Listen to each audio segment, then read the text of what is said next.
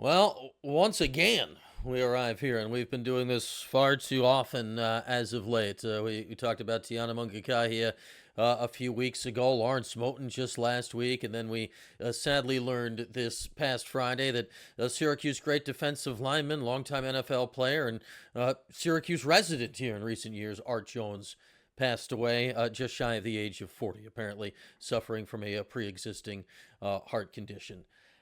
These are not getting easier, and it's just amazing how much they're all stacking up recently. It's a lot to think about and a lot to consider here right now from a human perspective, but certainly a Syracuse fan perspective.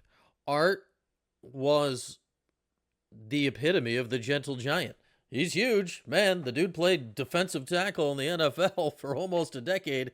He's a large man. He's an athletic man. He's a dancing bear. He's one of those types. But he always, and when I say always, I mean absolutely always, had a cheek to cheek smile on his face. I don't know if I ever encountered Art Jones in a bad mood during his time at Syracuse. And there would have been plenty of reasons athletically to be in a bad mood. Art was one of Coach P's final recruits. Most of his career was spent during the Greg Robinson era. Therefore, Art Jones did not win a lot of football games at Syracuse. The most memorable of which, by far, was his just seriously sublime performance at Notre Dame. He was a defensive tackle, mind you. He had 15 tackles. He was a defensive tackle. 4.5 for loss. He's a defensive tackle. And a sack and a half as Syracuse upset the Irish that day after Greg had already been fired earlier that week and famously carried off the field and all of that. Besides that, honestly, I remember Art being a great player, but because the wins were so few and far between during that era of Syracuse football, I'm hard pressed to think of plays or moments or anything for Art. But I'll say this, when you are the best player, and he for the most part was the best player on those teams. There were some other very good players then that happened to be there, but Art was the guy.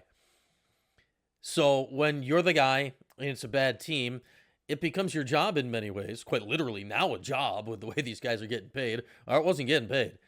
That you're the one, especially when you're nice and friendly, you're the one the media wants to talk to. We bugged Art all the time. Why?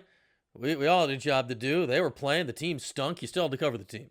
And Art stood there with a smile every single time and answered all of our questions. And he was game for the silly stuff too. We were at the Big East lobster bake media deal one year, and somehow me shooting Art eating lobsters turned into a lobster eating contest just by accident because Art, large human being, ate a lot just by accident, just by being him. There's a lot of directions to go here with Art. Obviously, his family is extremely famous. Art's the oldest brother. John Bones Jones, perhaps the greatest fighter in the history of mixed martial arts, is the middle brother. And Chandler Jones, Syracuse great and NFL champion and a 100-sack guy, is the youngest brother of the family who came out here from the Binghamton area.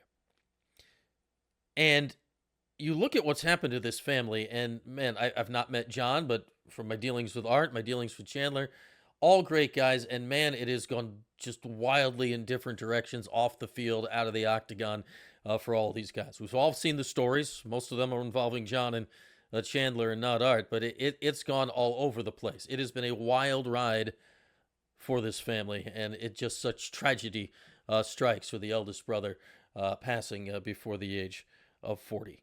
And it's a tragedy that's oddly hit players of that era of Syracuse football way more than you realize. I was just thinking the other day, this news came out on Friday, and you're thinking about it, and Mike Williams passed away a few years ago, had the construction accident, working construction down in Florida after his NFL career ended oddly. He may have been the most talented Syracuse football player of that decade, the first decade of the 2000s. Walter Reyes, one of the most sublime running backs we've ever watched here at Syracuse, certainly in recent vintage. He passed away. I mean, it's got to be close to a decade ago now. And you start thinking about it. They were three of the top five players of that era of Syracuse football. Dwight Freeney, our guy Adam Terry. I'm sure you could toss another guy or two in there, but they would be, those three, certainly on like an all-decade team of Syracuse football. All three gone before the age of 40. Very, very sad. But When I look back at Art Jones, a guy who moved back to the community in recent years, was raising his family here, still big smile. Whenever you saw Art, jolly would probably be the best way to define him. Guy could have been Santa if he felt like it. He was so jolly all of the time. Art Jones he'll be missed, and hopefully we don't make another one of these too soon.